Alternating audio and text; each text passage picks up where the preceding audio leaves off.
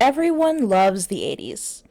We're having a really weird nostalgia wave right now, which is kind of following the wake of the one that occurred in the 2010s with cartoons, wherein we had like a trend of doing darker takes on 80s cartoons that were originally kind of goofy, kind of silly, kind of lighthearted, and making them deeper and darker in a way that could appeal not only to their audience of like 10-year-olds, but to adults. Now, in this category, you can find TMNT 2012, Transformers Prime, and She-Ra. And of them, I usually do a rewatch at least once a year because I'm like that. And recently, I did a rewatch of TMNT 2012. Now, I did not realize this, but I have never seen the fifth season until this rewatch. I guess when it originally came out, I stopped watching because I didn't like the first couple episodes of it. And it's not really a season. Well, actually, it wasn't even the episodes, it was the theme song. They changed the theme song, and I was mad that I couldn't rap along very off key and offbeat to the theme song. And then I guess I just didn't finish watching it. But this time I did. I was like, oh, there's season 5. I should go ahead and see what everything, all this, the Mutant Apocalypse stuff, I'll see what all this is. And by doing so, I realized that even though I really, really love the series and there are a lot of good things, there are also some things I think should be changed.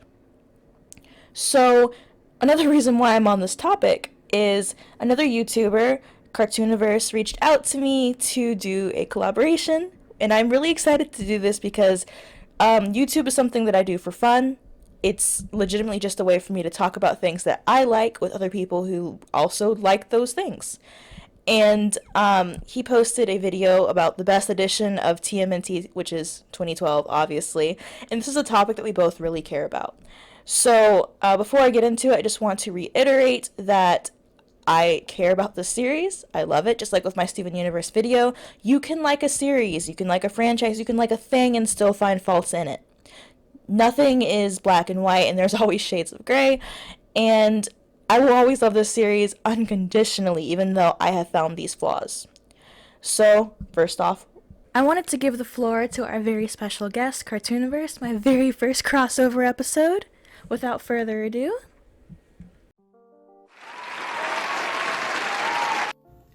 Thank you so much, but let's get down to business. Now, as you know, in this life, we take the good with the bad, and inasmuch as Teenage Mutant Ninja Turtles 2012 is such a wonderful show, it still has its faults here and there, and that's what we're here to do today.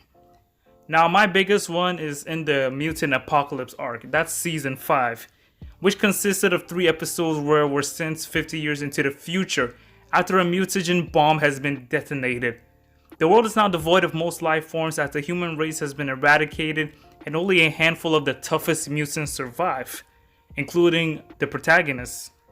My problem is how there was a lack of information as how everything foretold or how everything happened. We're not told of who detonated the bomb or for what reason that they did it, because mutagen is a hard substance to come into contact with, and the person who detonated the bomb must have had a large reserve. So how was the person able to collect it? It could have been a power struggle between nations to decide who was the strongest, or again, someone's baby could have found a detonator somewhere and just set it off thinking it was a toy. Furthermore, the fates of all the characters, excluding the main protagonists Leonardo, Mikey, Raphael, and Donnie, are unclear. People like Karai, Casey, and even April aren't mentioned once, and it's up to the viewer to come up with a reason for the disappearance. Obviously, for a character like April, we know that she is strong enough to survive a blast, so it's kind of confusing when you don't see her in this because it puts it in your mind that she died. The writers wanted to give this to us as a treat since it's not canon and it doesn't affect the main story in any way possible.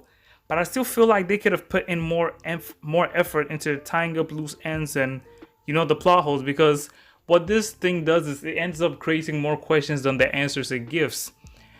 My second problem with this is the lack of footage that we have of what the turtles did when they weren't fighting crime. Now, on a normal day when the turtles weren't doing much outside of their hideout, you could find them eating pizza, watching TV, training, or interacting with Sensei. And I feel that the show could have gone more into this to show us what the turtles were doing when they weren't fighting crime. Now, on occasionally, we did see the individual turtles doing their own stuff, like Donatello working on the gadgets, and Raphael and his pet turtle Spike doing their things. But I think that the show could have used this as an opportunity to help us understand the minds of the turtles and how they relate with each other, especially when they're not on the battlefield. This could have given us more insight as to how the turtles see each other and how they relate with each other and Sensei. I feel that the show could have done way more in this. They could have even given us more insight as to how life was before the show started. As you know, the turtles have been underground their whole entire lives with Sensei training them. So I do feel like they could have given us more insight as to how they were and their bratty tween years, what they were doing. I know they were getting on Sensei's nerves a lot because I personally did it to my parents too.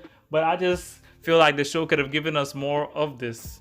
Those are basically my problems. As you know, the Teenage Mutant Ninja Turtles is one of my favorite shows on Nickelodeon, and it's definitely my favorite edition of the franchise. So I don't really have that many problems.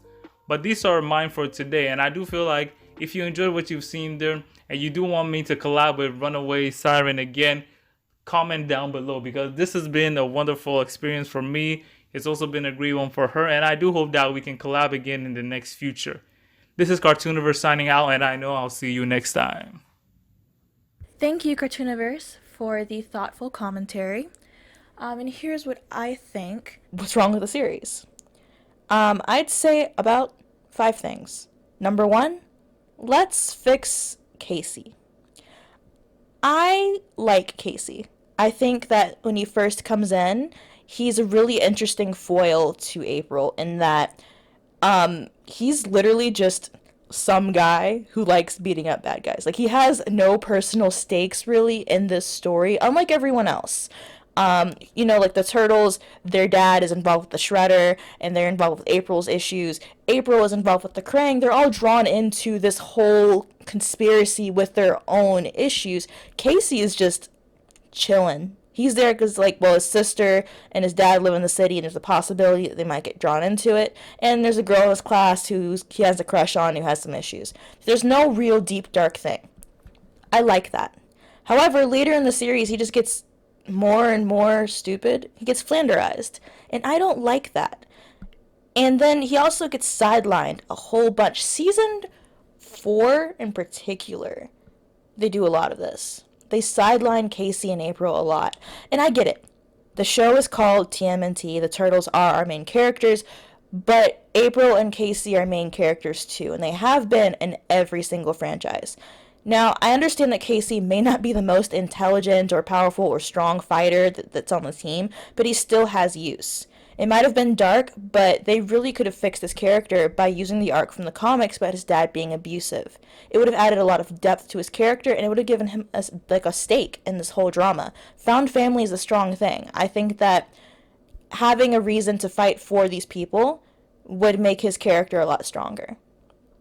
If his chosen family was better than his real family, then it would make sense for him to always be involved when technically he has no other reason to be involved. I think that this would be a good reason to fix it. April's got a stake in that she's the key to a worldwide invasion, and she's a alien mutant. The Turtles are heroes, and beyond that, they're drawn in because of the Shredder, and Casey is there because... Exactly. Number 2, fix April. And I'm going to add Resolve Love Triangle into this one as well, because I can't believe they spent literal seasons on this very weak love triangle between her and Casey and Donnie, only to just kind of ignore it at the end. I know that it kind of implied that she and Donnie were a thing in that episode where in season 5, wherein Mona comes back to Earth and decides to stay, but that doesn't feel resolved enough for me. Okay, the resolution of this whole thing, it would have made a really neat character arc for the characters involved. Whoever was not chosen would have to grow up and deal with the uncomfortable reality of seeing someone you like with someone else, and then also the two who get together would have to deal with being in a relationship in a previous, fixing their dynamic in a previous team that wasn't like that. Additionally, April is sidelined almost every time she is not a damsel or not having a very special episode. Let her grow. She can be catty, she can have anger issues, she can do more than just exist when she's not relevant to the plot.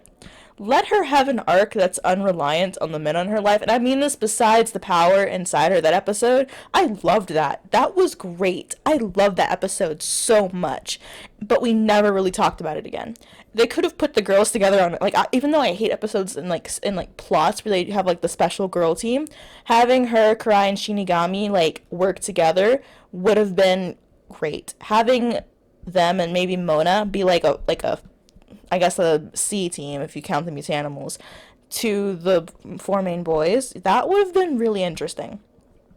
I just feel like they wasted her character a lot and that she has a lot in common with each of the turtles but doesn't really bond with anyone besides Donnie. Okay, she and Raph both have anger issues. She and Leo are both nerds. Come on, you guys could have done a lot more with it, and I think that they fixed that, you'd have been golden. Number 3, fix Karai.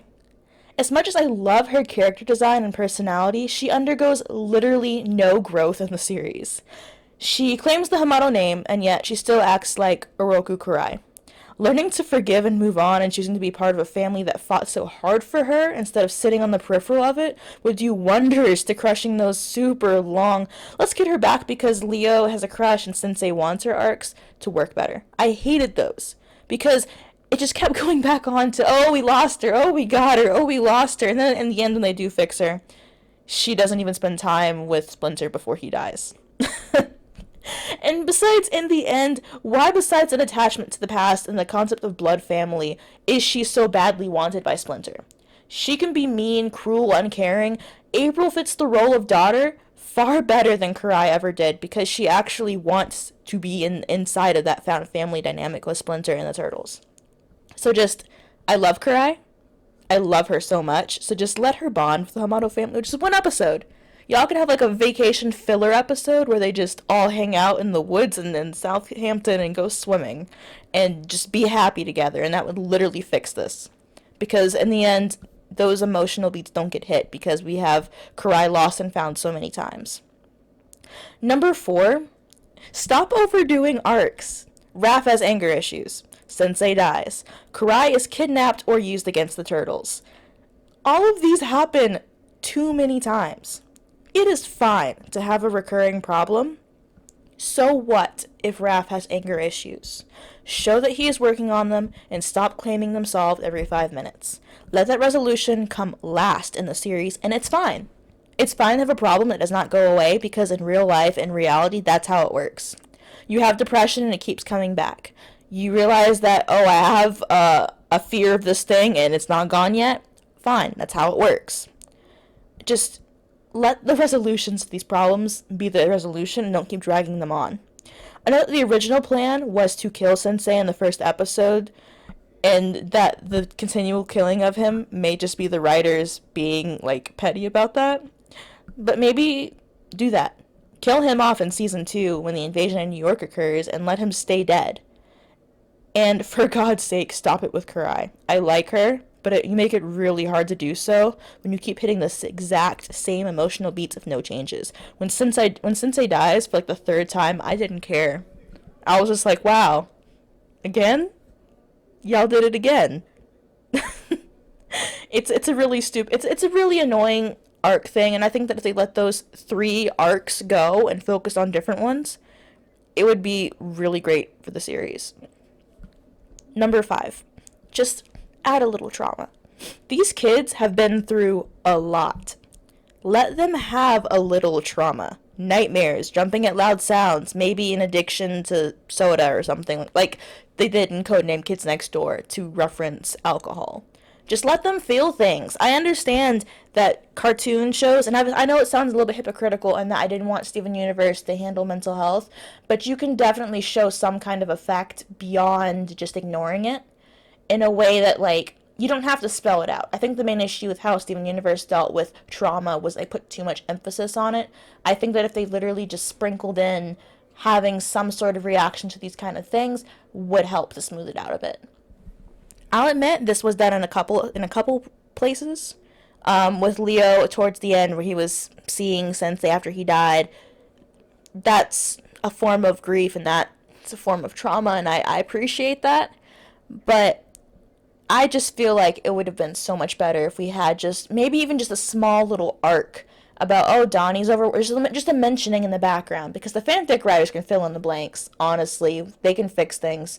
I don't mind having some holes in a story because it leaves so much to work with in the form of fan works, fan art, and fan writing, fan fiction. Um, but yeah, those are my 5 ways to fix TMNT 2012. These are my 5 nitpicks, my 5 problems, my 5 criticisms.